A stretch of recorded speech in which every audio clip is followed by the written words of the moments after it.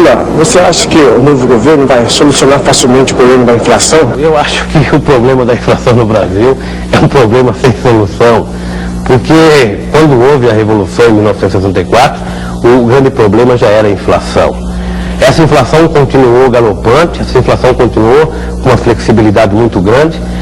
Se criou uma política salarial em 1965 para ter uma vigência de 3 anos para se conter a inflação.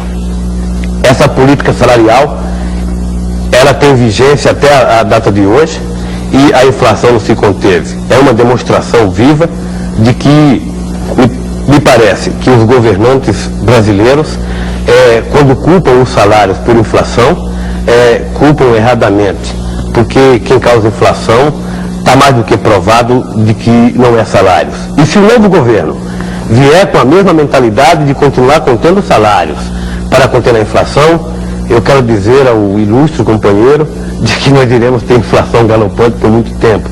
Porque enquanto não se tentar coibir os abusos do tal do overnight, open market, eu acho que a inflação continuará por muito tempo. Lula, no caso dos metalúrgicos, não houve um benefício da classe quando o modelo econômico brasileiro privilegiou o desenvolvimento da indústria automobilística e, consequentemente, daqueles que dependem dessa indústria, no caso, os metalúrgicos? Poderíamos chamar de benefício pura e simplesmente o fato do emprego.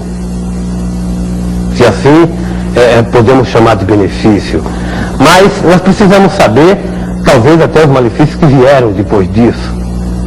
E aí eu gostaria que cada trabalhador que trabalha na indústria automobilística julgasse, sabe, que se além do emprego que foi dado pela indústria automobilística, se não viesse ela, viriam outras indústrias, talvez viesse até a indústria de fazer eixo de carroça, mas viria uma indústria e o trabalhador iria trabalhar. Ou talvez fosse trabalhar no campo e ao invés de produzir automóvel, ele produzisse alimento, que é o que realmente o mundo está carente.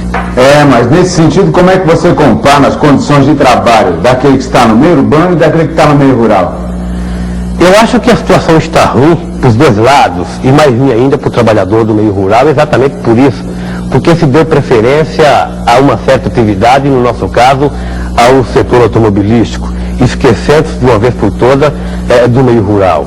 Mas eu acredito e quero crer que a médio prazo de tempo o trabalhador rural irá exigir a sua participação e irá o povo brasileiro, quem sabe até exigir uma reforma agrária, dando terra ao trabalhador e dando meios para que eles possam produzir e dar a possibilidade do trabalhador viver com respeito e cuidar da sua família, talvez até melhor do que no meio urbano. Senhor Lula, o problema do menor abandonado, como o senhor sabe, é grave no estado de São Paulo, na grande cidade. Na sua opinião, qual seria a medida exata para resolver esse problema? Primeiro, se dê ao trabalhador um salário digno. Segundo, se dê recreação ao trabalhador e aos seus filhos, se dê áreas de lazer, se dê escola a todos, que acabará com os menores que são chamados de marginais ou os menores abandonados.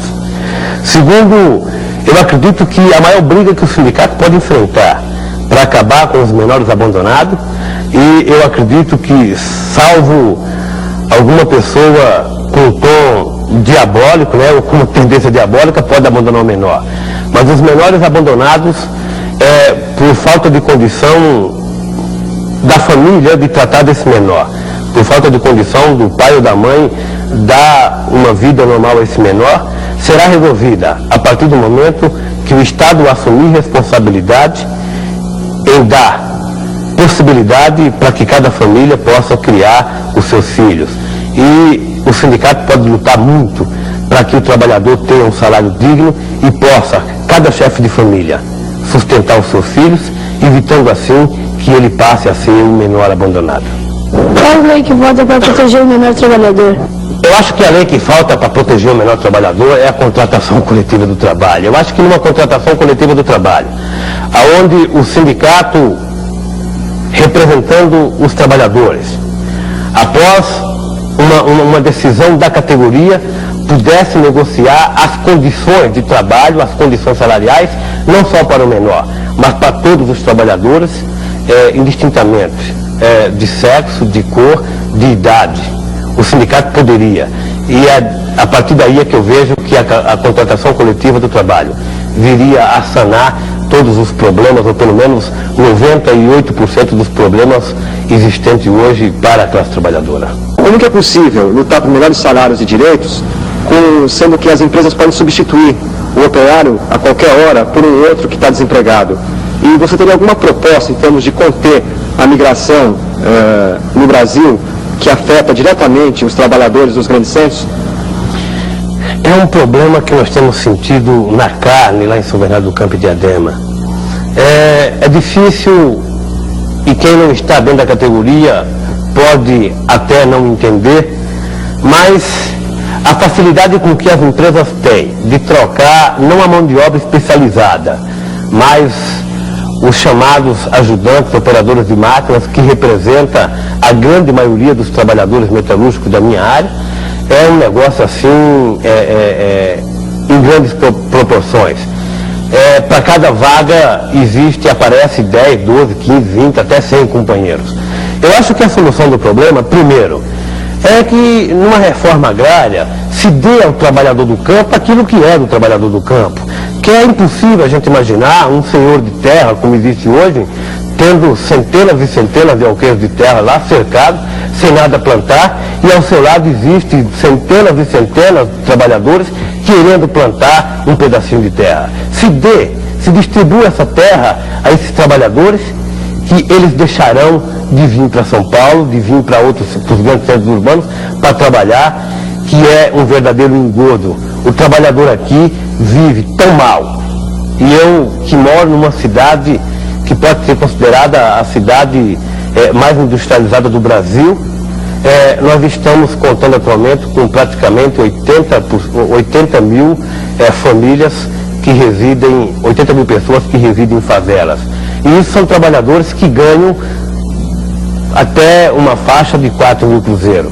E eles vêm para São Paulo pensando que São Paulo, que São Bernardo do Campo é as mil maravilhas.